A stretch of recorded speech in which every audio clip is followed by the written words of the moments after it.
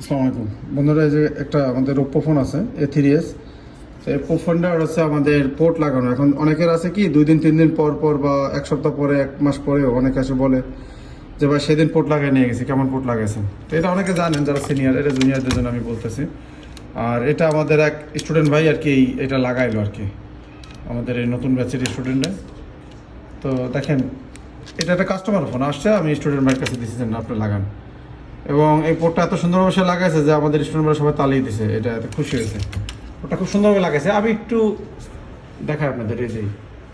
তো এখন দেখেন এই যে কোনা দুইটা আছে, এই দিকের কোনা দুইটা, ওই যে কোনা দুইটা আমি আবার এক্সট্রা ঝালাই দিয়ে উঁচা করে দিছি। মানে বোঝার বিষয় আছে, অনেকে 138 ডিগ্রি ঝালাই দেয় এই জায়গায়।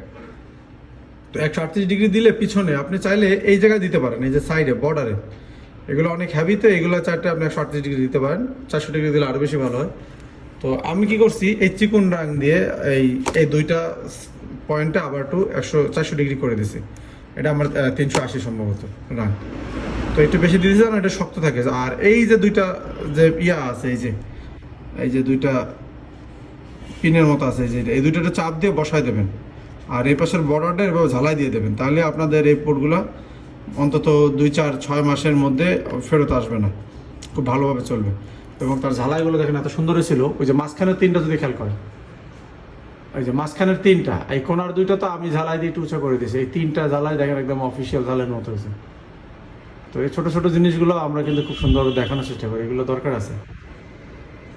এবং এই কাজগুলো এবার তো আপনারা ঠিক এইভাবে করার চেষ্টা করবেন।